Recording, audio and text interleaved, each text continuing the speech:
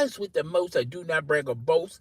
Coming to you guys live from coast to coast. It's your boy. I'm Chris Don One. Welcome to another fabulous rendition of Based on a True Story podcast. Rate, comment, subscribe, share this with a friend, family, as well as a follower. Let's get this channel lit in the YouTube algorithm. You heard me? Can you hear me? Can you hear me clearly? Apparently, you guys can. All right. Uh, so don't forget to check out my latest episode that went down like 5 or 6 hours ago. Check that out at your leisure. What's up, people? What's up? Good morning. Good morning. How everybody's living on this early Sunday morning. All right. So you basically come for the story times, all right? But before I begin today's story, I feel like to state this. Guys, comment in the comment section or the community tab. Tell me what else you guys want me to talk about, like a question and answer or what's trending topics, things of that nature. If you guys want to comment in the comment section, please feel free to comment and I will get with you. See if we can do a live stream focusing and talking only about that. Okay. Well, without further ado, let's get into story time. So story time. I'm gonna tell you the time where I kind of figured out women. All right. First and foremost, women and men, you know how they say women are from Venus and men are from Mars. They are totally, completely different. I feel like there are some categories we're different in when you compare men to women. There are some things we can do that women can't, and there's some things women can do that men can't. I get all that, okay? Um, but I do feel like there's a lot of other categories where we're similar. And a lot of people, particularly in the dating community, in the relationship community, say men lie a lot. And we do. We lie a lot. All right. Uh, and a lot of men get caught up in their lies because they don't follow through. They don't, plan and organize a lie. And like if someone asks, we normally get tripped up after you ask us like one or two questions where we just do a lie on the run, just tell you a lie, and then you ask us a general question and we don't have an answer for that general question because we didn't think it all the way through. Yeah, men do that. We do that a lot, okay? But that's the theme that men lie a lot. Men cap a lot. And we do. We do lie a lot. We do cap a lot. But so do women. The only difference is women do it so much better. Women are better at lying. Women are better at capping than men. Now we may try to we probably tell the most lies that fail, but women, they cap too, they lie too. All right. And you're gonna learn from this story. Everyone that's coming into the building, hey, how you doing? How you doing? You doing all right, kitty? You doing all right? Because I'm doing all right as well. Kitty cat.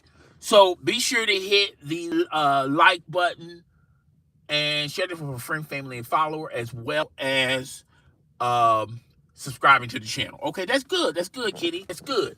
All right, so I'm gonna tell y'all this story. So, all right, it was a time where I was making great paper. I was at this job. I was making good money. I mean, I was making so much money that at that particular time, you're young, dumb, and you're full of you know what. I saved. I didn't save a lot. I had a whole lot of excess money that I would just splurge on dumb ish. Okay. So thanks for the thumbs up, guys. Thanks for the thumbs up. So um there's this girl who I had a huge crush on since childhood. When we moved from Atlanta, Georgia to Nashville, and we stayed at my aunt's house out here in Nashville. And this is the first time we experienced the hood. I'm not saying Atlanta didn't have hoods, but when the culture is different from Atlanta to Nashville. You know, where we were from, it was like a gated community.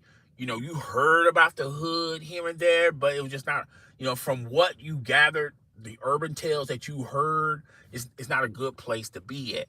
All right. So I didn't have a whole lot of experiences in the hood when I was in Atlanta. So when I came to Nashville, we had to have a place to stay. We didn't know anybody. Nashville is my mother's side. A lot of her relatives live out here. And in Atlanta and Macon, that's over there on my father's side. She wanted to get away from my father's family. So all of us, including Pops, came to Nashville. All right. And when we first got here, we didn't know, my dad he worked at the post office, and now he's starting all over. He has to find him something else in Nashville. My mom was, at-home wife. Okay, so she didn't really change too much. She didn't transition a lot. Okay, so we came to Nashville. We stayed at my mom's aunt, and her name is Peggy, Aunt Peggy. And Peggy worked for this. She was like a in-house nurse for wealthy people. She had a real cool job. She met a whole lot of cool people. I remember one time she took me to her job. Hey, how you doing? How you doing, Ashton? How you doing? I remember she took me to her job one time, and I met George Jones. All right, I met like a lot of. She would, watch. She would pretty much babysit their grandfather, their grandmama, whoever. All right, cool people. I had, it was like I was culture shocked. Okay, like I said, we lived in a gated community in Atlanta, but the mansions my aunt would go to, these was huge mansions. I have never experienced life like this. Okay, I didn't even know this existed. I always thought that this was from the movies. Okay, thanks for the thumbs up. That's the only way I would see this type of lifestyle is through movies. Okay, so yeah, we stayed here. My mom. Once they got their stuff together, they got them an apartment, but unfortunately, it was not in the area where Aunt Peggy was. And Aunt Peggy was in, like, they called them projects, okay? So there was this family. It's all females. The mama, the auntie, the sisters. I mean, not a brother in the house. And I had a huge crush on all of them, man. They were all short, petite, had fat ass, light skin, man, they look fine as hell. Okay, like all of her sisters look fine.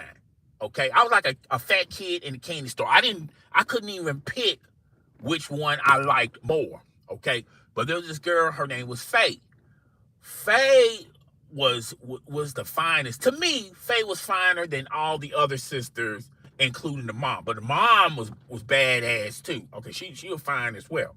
All right. So I had like a connection with Faye as kids. We would hang out. We would go outside. We'll play the kissing game. We'll play Mama and Papa. We play those time games. You know what I'm saying? So I had a good connection with Faye. Okay. I don't know what that is, but okay, Carl, I dig it. So as kids, I was more familiar with Faye. Had a good relationship with Faye. The other sisters I was cool with. Her mom I was cool with. Her auntie and all that stuff. So when my father found him a job, we had to move out of my Aunt Peggy's apartment. Cause it was getting it was just too it was not big enough for both families. So. And we found my dad found his own place. So we all moved, we packed up and we moved over there. So it was on the other side of the city. And only time I would see Faye is like in events like on Memorial Day, maybe Christmas, definitely on the 4th of July, and sometimes Thanksgiving when we go visit. But every year when years go by, the connection was ice cold because when you grow up, you move on, you meet new people, you discover new things. So Faye did her own thing, and I did my own thing. You dig what I'm saying? So fast forward until we are adults, okay? So now I'm working at Target at the time, and I'm a young adult, and I ran into Faye. I'm like, hey, how you doing? Because I can still remember her face. She looks pretty much the same. Okay, she's telling me that she has she's married, she's got kids, this, that, and the third. I'm like, oh, okay. So we're trying to reminisce on. Hold up. So late in the day. Okay. I'll read that a little bit later. So we're chopping it up at Target. Um, remember me? Yeah, I remember you, Josh. I remember you. So, we're chopping it up at Target, and we had so much of a good conversation. I gave her my number. She gave me her number. Now, we're not trying to hook up or anything like that. We just, swap numbers because it's been a long time since, because that we spoken to one another, and we wanted to catch up on some other things. All right. So sometimes I will call her, she will call me, and we'll just catch up on things. We wouldn't talk on a constant, consistent basis like every day we're talking. Because like I said, she's got a man, she's got kids, and she's trying to live her best life. And like I said, we wasn't thinking about no freaky ish or anything like that. So we would reminisce and talk about when we were kids.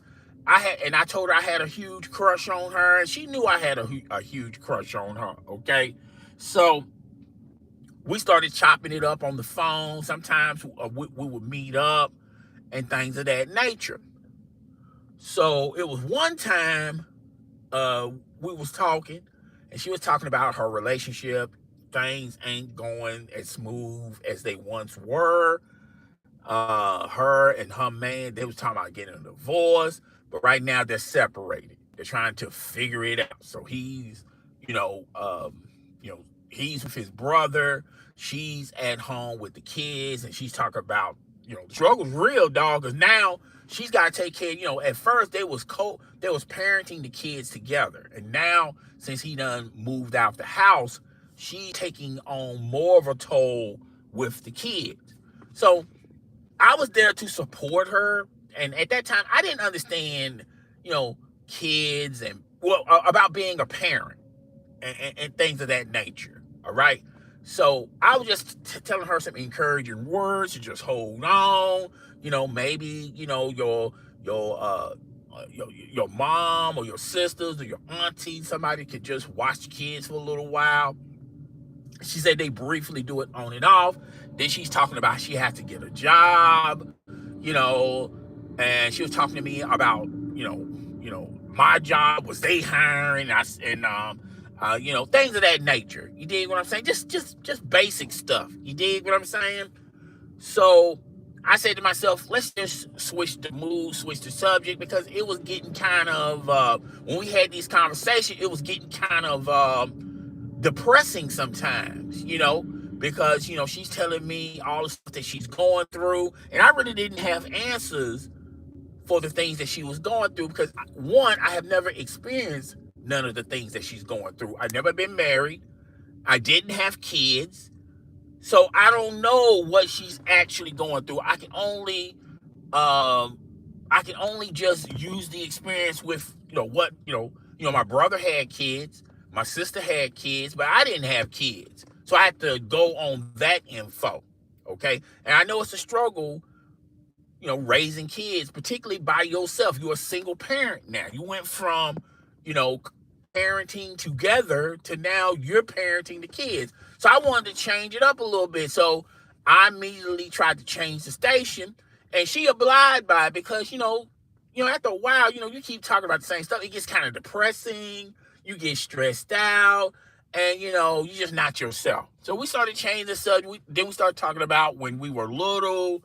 Then once again about the crush and stuff like that. And I just told her, I said it was a moment in time I thought that me and her can be like together in a relationship. And she told me the truth. She said she didn't see me, she said when we were kids, she always was feeling that way. But when she grew older and she grew a little bit more mature, she told me that she didn't see me as relationship material because she said that she's very picky. She there's a lot of things that she wants in a man, and she felt like at that time I was not providing those things. So basically, she just she brought me down. Now she could have easily just said, "Oh hell no," rolled her eyes and you know make funny faces and funny noises and shit like that. She could have been that petty, but she brought me down. Okay, so but I wanted her to know that I always thought. And at that time, I told her at that time I still believe that we could have been in a relationship. She didn't see it that way. Okay. So when you're an adult, you start, trying to explain about, you know, uh, you know, eventually the conversation is going to either get heated, it's going to get emotional. You're going to dabble into other areas. All right. So, and then she said, well, if we were in a relationship, okay, how would you treat me? And, I told her how I would have treated her. Okay. Um, and she said, well, that's not going to never happen because, she's married. And I said, yeah, you married now, but you're talking about possibly, divorcing him, which I was crossing my fingers, hoping that would happen. But deep down inside, I knew they were not going to get a divorce, because I've been there and done that. A lot of women say, well, I'm through with you. It's over. And I want a divorce. And then the next week, they booing up. Or the next day, they be booing and hugging up, Because, women are kind of like, they're emotional. They go off their emotions at that time. They might be feeling that way, but that's not what they actually thinking. Okay? And I knew that. And she had some history with this guy. They got like 2 kids. I said to myself, there's no way in the world, you know, I can entice her to be in a relationship with me. So I said, well, what about dating? Maybe we can go hang out, go to the movies, and then she's going like, oh, I'm married. That's not gonna look right. That's not gonna look good. She didn't say no, but she did say it just ain't gonna look right. Particularly, we're breaking up, trying to figure it out, and like I'm up here going to the movie theaters with you. It don't feel right. It's just not a good look. And to a certain extent, I agree. I was looking at it as friends. You dig what I'm saying? I wasn't looking at it as trying to get at her or smash her. I ain't gonna lie. I want to smash her. Okay. So, how you be talking, and then sometimes your intentions, you have the right intentions, but unfortunately, you start thinking with the wrong head. And at that particular time in the conversation, I started thinking with the wrong head. So I'm trying to figure out ways to get at her. You did what I'm saying? I'm trying to figure out ways to really, because I'm a man. A man has needs. A man conquers. Okay. Eventually, you're gonna. Eventually, you care about you care about a certain female, and you wish nothing but the best for that female. But at the end of the day, you're a man. You you know you got needs. You did what I'm saying. Those needs are gonna come out. Okay. And I think a lot of women know that. All right. I don't think there's not a lot of women out here that's naive to believe that men don't think this way, but a lot of men do think this way. So then that's when I started, you know, start throwing out a bunch of questions, trying to, fill her out. So I'm trying to figure out what type of relationship can I get involved with her, because right now She don't want to be in no regular relationship. Hold up. Oh my God. Y'all got these messages? Yeah, y'all got these messages. I might have to read them later. Okay. I'm sorry. So, and thanks for the thumbs up. Thanks for the thumbs up. So, like I said, I'm thinking with the wrong head. I try to go with my heart. My heart's getting broken because she don't want to be in a relationship with me. She don't mind being a friend, but she don't want to go nowhere with me because she said it's just not a good look. All right. So now I'm thinking with the wrong head. So I'm telling her like, hey, well, what, if we do something, ain't like he's gonna know about it, and we can do it, on the low, on the low tip. It won't nobody know but me and you, because I'm not gonna tell nobody. You're not gonna tell nobody because you got so much to lose. I got something to lose. I said, what about in that way? Okay, so she's saying right now I'm not feeling that right now. I'm not feeling that. It's she said, if you want to, maybe buy my time. And I'm going like, buy your time? What she's talking about? Buy your time. You dig what I'm saying? I kind of gotten thrown off by that. You know how, like, I'm saying to myself, buy your time. Like, I didn't understand, but I completely understood what she was saying. I completely understood what she's saying. All right. And, I kind of took offense to it because I'm going like, wait a minute. You don't want to be in a relationship with me. If we was in a relationship, there's nothing I wouldn't do for her. There's nothing that she wouldn't have to ask for. Okay. But you don't feel me that way. Okay. What about being a friend? You don't mind being a friend, but you don't want to be that close of a friend. Because, if you my friend, there's nothing I would not do. I don't care if you male or female. There's, like if you in a jam, I'm gonna try to do my due diligence. I'm gonna try to do my best to get you out of that jam, or out of that situation by any means necessary. Okay. But see, you don't feel me that way either. But you feel me like a trick. You dig what I'm saying? Buy your time. That you basically saying that, you willing to sell yourself to me for a sexual transaction.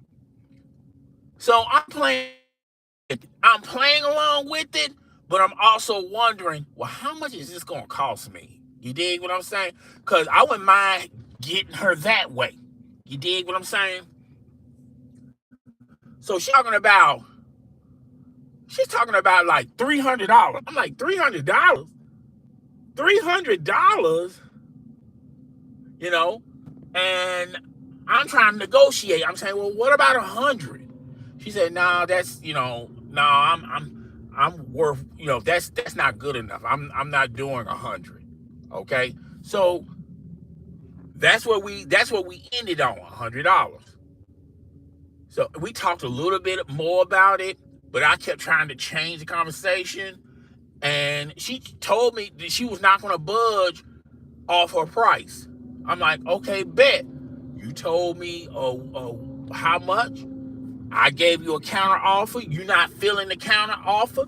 Okay, well, we can still just stay like we are right now. Okay. So hung up. And then after that, I've been trying to call her. I'll be texting her. I'll be calling her. She don't want to pick up the phone. When I text her, she don't really respond. Okay. So I'm thinking to myself, did I say something wrong? Did I did something wrong? What's going on? Okay. So I said about 2 weeks later, she texts me talking about, just out of the blue, she tells me that she's back with her husband. And I text her back, congratulations. I'm pretty sure that's what you want. And I text her, so why haven't you been picking up the phone? Why you ain't been calling me? Why you ain't picking up the phone? Why you not responding to my text? And she said, well, it's kind of hot in here because, now since we're together, he's been watching me and stuff like that. But, it's not a big deal. And I just want to keep things calm down. So I don't know what happened in their relationship. I don't know why they broke up in the first place, but it seems like to me he was very territorial. You know, he was very controlling. Okay, and I'm not trying to break up no happy homes. I'm not even breaking up any type of home. But hey, look, if you know your man is a control freak, then to smooth things out, if you still want to be with him, sometimes you got to do things you don't want to do, or you may want to do. Okay, so I didn't want to get in between none of that stuff. So I said, cool. So I said, just call me and text me whenever you have time. She said, cool. After that, I ain't heard nothing from her in 2 years. 2 freaking years. Okay. So, I done moved on. I've been dating other girls, and just living life. For 2 years, she haven't called me. She haven't texted me. Nothing. For 2 years. Sometimes we'll run into each other, like at the mall, at the store. She'll say, hey, I'll say, hey, but the hey be kind of different. The hey be like, hey, like I'm a stranger type hey. It's not that hey, like, hey, like I'm interested type, okay? Or I'm single type hey. It's just a regular hey. Sometimes I would see her with her husband, okay? And I can tell that, he didn't want to introduce himself to me, because I would say hey to her and I say, what's up, man? And he'll just do a little head nod, you know what I'm saying? So I don't know what's that about, okay? So other than that, I haven't heard nothing from her in 2 years. So 2 years down the road, I'm at home minding my own business, watching television, and my phone rings, okay? So I'm picking up my phone, and I don't know who's calling me. All I see is a number. Okay, so I answer it, I said hello. He said, hey, this is Faye. How you doing? I'm saying, I'm doing all right. How you doing? He said, I'm doing all right. And she does, like, she asking me what I'm doing, how I've been, what's up with me for the past 2 years. You dig what I'm saying? I'm asking her, but see, I had the sense that this call had nothing to do with checking in on me or seeing how I was doing. Thanks for the thumbs up, okay? So I knew that eventually she's going to tell me the real purpose of this phone call, all right? So she's telling me, like, yeah, like my car done broke down and it's at the mechanic shop, and I think she said an alternator or something. Anyway, it came up to like $200. She don't have the money right now, and her husband don't have it because he used the majority of it to take care of the house, and she don't have it. And she said, hey, remember we was talking about, hooking up, you give me a little money and we can hook up or something like that. I'm like, yeah, I vaguely remember it. And she said, you know what? That $100, I'm cool with that $100. You want to, hook up and, do something strange for a piece of change? I'm down with the $100. So I'm going like, I'm thinking to myself, I was thinking, the gears started grinding in my head. So I'm going like, yeah, I don't have no issue with that. Let me call you back later because I'm kind of busy right now. She said, okay, cool. Just call me back whenever, you get an opening. I said, okay, cool, bet. I'll call you back. I hung up on her, didn't even call her back, okay? I'm going to tell you why I didn't call her back. I felt like you just got through telling me years ago that I'm not your type. I'm not your type as far as being in a serious relationship, a casual relationship. I'm not your type. And I'm cool with that. You have your standards. I get all that. Also get that, you don't consider me like, a close friend. I get that too. That's your preference, okay? You didn't mind kicking it with me, but I was more of a casual friend than a close friend. I get all that, okay? But then when you start talking about, when you start talking about, well, if I can't, if I'm not, if you don't see me in a relationship with me, and I'm not your closest friend, and 2 years ago, you telling me $100 isn't worth it, but now when you need money bad, $100 is like $1,000,000 to you. Now all of a sudden, you want to deal with me. It's like back then you didn't want me. Now I'm hot. You all up on me, type of a vibe. Okay, so to me, I felt like if I would do a disservice in myself, I'll be devaluing myself if I would have went through with this. 2 years ago, you know, I was young, dumb, and full of what. I would have probably said, bet, let's do it right now. But that's 2 years ago. 2 years after the fact, I'm more mature. I've been out. I've been checking the scenes. There's other females that see me more than just a wallet. That see me more than just a meal ticket. That sees me more than just a trick. If I would have went along with this, I would have been a trick, nothing less, or simp, nothing less, nothing more. She already done told me that she don't see me in no serious relationship. She don't see me and her in no serious friendship. I was just a guy with a wallet to her. I was just a simp to her. And I was not going to go out like that way. I don't care how bad I needed it. I could have been on a drive. I could have been on a 5-year drive. I could not have gotten none in 5 years. And I would have been cool with it because I said to myself, if I would have took this opportunity, then it would be hard for me to look at myself in the mirror or respect myself in the mirror. It's not the sexual transaction because at the end of the day, we're all paying for it. It's just what you call it. When you take a woman out on a date, you're paying for it. When you take a woman out to a concert, you paying for it. So it's no difference to me personally. All right. I said, no, I'm not doing that. And I never called her back.